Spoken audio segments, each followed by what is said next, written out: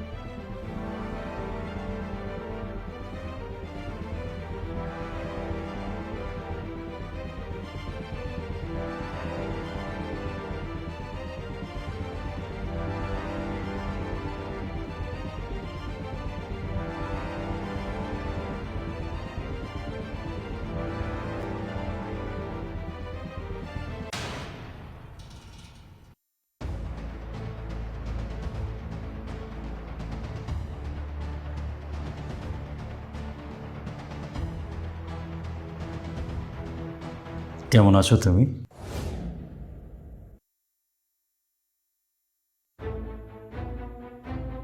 হঠাৎ তোমাকে এভাবে এখানে দেখব কখনো কল্পনাও করিনি।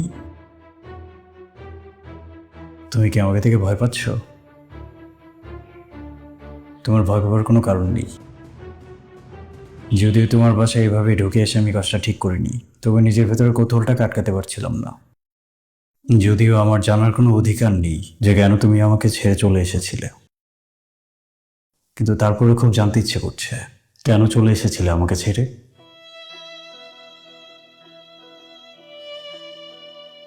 আমি তোমাকে এখানে বিরক্ত করার জন্য আসিনি। তোমার যদি কথা বলতে সমস্যা হয় আমি চলে যাচ্ছি। আমি ভুল করেছি।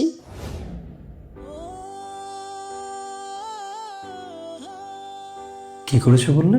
আমি অনেক বড় ভুল করেছি। তুমি কি এইমাত্র বললে যে তুমি ভুল করেছো? তোমার যদি সত্যি মনে হয় তুমি ভুল করেছো, তাহলে তো তোমার আমার কাছে অনেক আগেই ফিরে যাবার কথা ছিল। তোমার ফিরে যাবার পথ তো কোনোদিনই বন্ধ ছিল না। আমি ভেবেছিলাম তুমি হঠাৎ করে কোনো একদিন ফিরে আসবে, কিন্তু আশা কতদিনই বা ধরে রাখা যায়। একটা সময় বুঝতে পারলাম তুমি আর কখনো ফিরে আসবে না। তারপর আশা ছেড়ে দিয়েছি। যেদিন তুমি আমাকে ছেড়ে চলে আসলে সেদিন তোমার বার্থডে ছিল। সাথে নিয়েছিলাম তোমার পছন্দের ফুল। ভেবেছিলাম বাসায় গিয়ে তোমার হাসি মুখটা দেখব, কিন্তু বাসায় গিয়ে দেখলাম বাসা খালি পড়ে আছে। অনেকক্ষণ ডেকেছি তোমার নাম ধরে, কেউ সাড়া দেয়নি। খুঁজলাম খুঁজলাম, পাগলের মতো খুঁজলাম, খুঁজতেই থাকলাম। দিন গেল, সপ্তাহ গেল, মাস গেল। একটা সময় সবাই আমাকে বোঝালো যে তুমি আমাকে ছেড়ে চলে গিয়েছো, কিন্তু আমি বিশ্বাস করিনি। আমি সবসময় ভেবেছি তোমার হয়তো কোনো বিপদ হয়েছে, এটা ভেবেই আমার প্রচণ্ড ভয় হচ্ছিল। তারপর একদিন তোমার সেই মেসেজটা আমার কাছে আসলো, যেটা তুমি আমাকে পাঠিয়েছিলে। হ্যাঁ, পাঠিয়েছিলাম, কারণ আমি চাইনি তুমি আমার জন্য অপেক্ষা করো। কেন চাওনি? আমি একটা সুন্দর জীবনের জন্য তোমাকে ছেড়ে চলে এসেছি। তুমি কেন আমার জন্য অপেক্ষা করে তোমার জীবনটা নষ্ট করবে? মানুষের জীবন নষ্ট করা বা ঠিক করা কোনোটাই মানুষের হাতে থাকে না। তুমি যদি সেই মেসেজে একটাবার বলতে যে তুমি আমার কাছে 20 বছর পর ফিরে আসবে, আমি তোমার জন্য অপেক্ষা করতাম, কারণ আমি তোমাকে প্রচণ্ড ভালোবাসতাম। এখনো বাসো? উত্তরটা মোটেও সহজ না। তার চেয়ে বরং আমার সহজে একটা প্রশ্নের জবাব দাও। আমাকে ছেড়ে চলে এসেছিলে কেন? আমার কোনো সকাল্লা তুমি পূরণ করতে পারছিলে না, তাই ভেতরে ভেতরে আমি অনেক কষ্ট পাচ্ছিলাম। আমি তোমার কোনো সকালাদি পূরণ করতে পারছিলাম না? পারছিলে, তোমার সাধ্যের মধ্যে যতটুকু ছিল তুমি করেছো, কিন্তু আমি সেটা এখন বুঝতে পারছি। তখন বুঝতে পারোনি? তুমি যে তোমার সর্বোচ্চ দিয়ে চেষ্টা করছিলে সেটা আমার বোঝা উচিত ছিল। দেখো, কারো দেওয়া কোনো কিছুর মূল্য দিয়ে বিবেচনা করা যায় না। যে সেই মানুষটা তোমাকে কতটা ভালোবাসে। তার চেয়ে বরং একটা মানুষের কতটুকু আছে আর সেখান থেকে সে তোমাকে কতটুকু দেওয়ার চেষ্টা করছে সেটা দিয়ে বিবেচনা করা যায় সেই মানুষটা তোমাকে কতটা ভালোবাসে। একটা মানুষ যদি 100 কোটি টাকার মালিক হয় আর সে সেখান থেকে লক্ষ টাকা দিয়ে তোমার জন্য কোনো উপহার কেনে, সেখানে কিন্তু প্রমাণ হয় না যে সেই মানুষটা তোমাকে অনেক বেশি ভালোবাসে। কিন্তু একটা মানুষের কাছে যদি 10 টাকা থাকে আর সেই 10 টাকা দিয়ে সে কোনো উপহার কিনে তোমাকে খুশি করার চেষ্টা করে, তাহলে সেই মানুষটা তোমাকে ভালোবাসে, এখানে কোনো সন্দেহ নেই। তুমি আমাকে ক্ষমা করে দিও। না, ক্ষমা চাইছো কেন? ক্ষমা চাওয়ার মতো তুমি কি কিছু করেছো? তুমি যেটা করেছো তোমার ভালোর জন্যই করেছো। তুমি শুধু নিজেকে ক্ষমা করতে পারলেই হবে। পারি না, আমি নিজেকে ক্ষমা করতে পারি না। যার কাছেই আছো সে আমার চেয়ে তোমাকে অনেক বেশি ভালো রাখতে পেরেছে। আমি যে জীবনের স্বপ্ন দেখতাম সেই জীবন তো তুমি অলরেডি লিড করছো। তুমি আমাকে ছেড়ে চলে এসে ভালোই করেছো। তুমি কি পাশের ফ্ল্যাটে উঠেছো? কিনে নিয়েছি। গত 5 বছরে আমার জীবনে অনেক কিছুই পরিবর্তন হয়েছে। যখন তুমি আমার লাইফে ছিলে তখন তো আমার অবস্থা খুব একটা ভালো ছিল না। তুমি চলে আসলে, কষ্ট পেলাম, কিন্তু ভেঙে পড়িনি। পরে বুঝতে পেরেছিলাম জীবনে টাকা ছাড়া কোনো মূল্য নেই। যে চাকরিটা করতাম প্রমোশনও হচ্ছিল না, ভাবলাম একটা ব্যবসা করব। চাকরির পাশাপাশি একটা ছোট ব্যবসা শুরু করলাম। কষ্ট হতো, সারাদিন অফিস, সন্ধ্যের পর সে আমার ছোট ব্যবসা। খুব অল্প সময়ের মধ্যে আমার ছোট্ট ব্যবসাটা অনেক ভালো জায়গায় গিয়ে দাঁড়িয়েছে। তাই সামর্থ্য হয়েছে এত বড় একটা সোসাইটিতে এসে একটা ফ্ল্যাট কেনার। তবে আমি জানতাম না যে এখানে আসার পর আমি তোমাকে দেখতে পাবো। যদি জানতাম, বিশ্বাস করো আমি কখনো এখানে আসতাম না। তুমি কি একাই উঠেছো? না, সাথে আমার ওয়াইফ আছে। তুমি বিয়ে করেছো? হ্যাঁ, একরকম বাধ্য হয়েই করতে হলো। ফ্যামিলি থেকে জোর করছিল, তাই করে ফেলেছি। এই ফ্ল্যাটটা আসলে ওরই পছন্দে কেনা।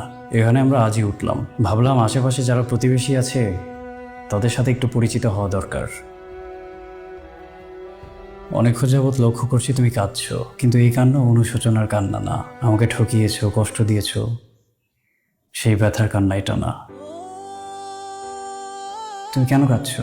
আমি যে মানুষটাকে বিয়ে করেছি সেই মানুষটা আমাকে ঠকিয়েছে। ও আচ্ছা, ঠকিয়েছে। শুধু ঠকায়নি, প্রতিনিয়ত মানসিক অত্যাচার, শারীরিক অত্যাচার সহ্য করতে হচ্ছে।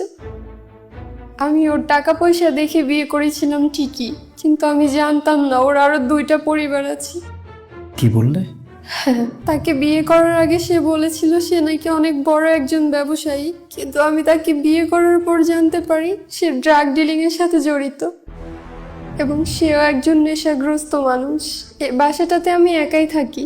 মাঝে মাঝে সে নেশাগ্রস্ত হয়ে আসে, এসে আমাকে মারধর করে, তারপরে চলে যায়। তুমি তাকে ছেড়ে দিচ্ছ না কেন? আমি সাহস পাইনি। ভয় দেখাচ্ছে? না, আমি এখন কোথায় যাব সেটাই বুঝতে পারি না। তুমি তো তোমার বাবা মায়ের কাছে ফিরে যেতে পারো। তোমার মতো একজন ভালো মানুষকে আমি ঠকিয়েছি। এখন বাবা মার কাছে গিয়ে মুখ দেখাবো, সে মুখ আমার নেই। মানুষের জীবনটা অনেক আনপ্রেডিক্টেবল, আর খারাপের কোনো শেষ নেই। এর চেয়ে অনেক বেশি খারাপ তোমার সাথে হতে পারে। তোমার এখন উচিত তোমার প্যারেন্টসের সাথে যোগাযোগ করা। আমি মার সাথে অনেকবার যোগাযোগ করেছি, কিন্তু মা আমার সাথে ভালোভাবে কথা বলেনি। মা ভালো করে কথা বলেনি? আমি যে অপরাধ করেছি আমার নাকি শাস্তি পাওয়া উচিত। যেটা করেছো সেটা তো আমার সাথেই করেছো। আমি তো কখনো চাইনি যে তুমি খারাপ থাকো। তোমার এখনো তোমার বাবা মায়ের কাছে ফিরে যাওয়া উচিত। আমার সাহস হয়নি। জীবনে কিছু কিছু সময় সাহস করতে পারাটা অনেক কঠিন হয়ে পড়ে। যখন আমি খুব ছোট একটা চাকরি করতাম আর সামান্য কিছু টাকা বেশি পাওয়ার আশায় ওভারটাইম করতাম, নিশ্চয়ই তখনই তোমার তার সাথে পরিচয় হয়েছে। হয়তো প্রথমবার কথা বলার পরেই সে তোমাকে তার অঢেল টাকা পয়সা দেখিয়েছে। তারপর 2 দিন যেতে না যেতেই হঠাৎ করে একটা এক্সপেন্সিভ গিফট সে তোমাকে পাঠিয়ে দিয়েছে। তোমার কাছে মনে হয়েছে এই লোকটা তোমাকে পৃথিবীর সব সুখ এনে দিতে পারে। তোমাকে নিয়ে হয়তো সে বিলাসবহুল 5 স্টার হোটেলে গিয়েছিল। সেখানে তার ক্ষমতা, প্রভাব, প্রতিপত্তি দেখে তোমার তাকে ভালো লেগে যায়। কিন্তু সেই সময়টাতে তোমার জন্য একটা মানুষ অক্লান্ত পরিশ্রম করে যাচ্ছিল। হয়তো দেবার মতো আমার অনেক কিছুই ছিল না, কিন্তু যতটুকু ছিল সবটুকু তোমাকেই তো দিচ্ছিলাম। তারপর একদিন তোমার বার্থডে চলে আসলো। আমি আমার চাকরির এত কষ্টের টাকা, ওভার টাইমের টাকা সব একত্র করে তোমার জন্য একটা গিফট কিনলাম।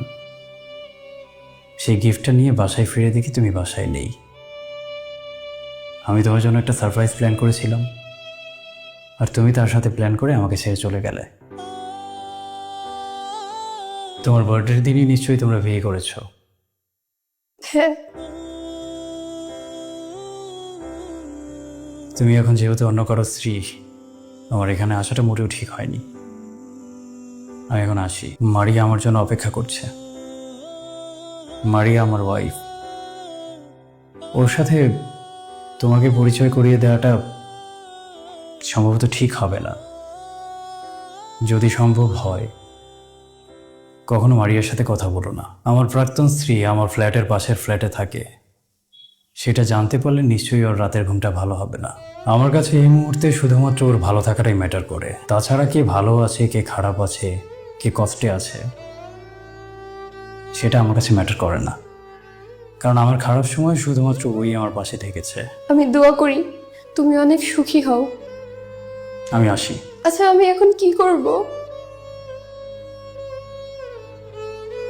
কিছু কিছু সময় পরিস্থিতি আমাদের হাতে থাকে না, আমরা চাইলেও সেটাকে ঠিক করতে পারি না। এই বিষয়গুলো একান্তই সৃষ্টিকর্তার হাতে থাকে। আমার জায়গা থেকে আমি তো তোমাকে ক্ষমা করে দিয়েছি, আশা করি সৃষ্টিকর্তাও একসময় তোমাকে ক্ষমা করে দেবেন। আর তারপর তুমিও জীবনে কোনো একদিন সুখী হবে। ভালো থেকো।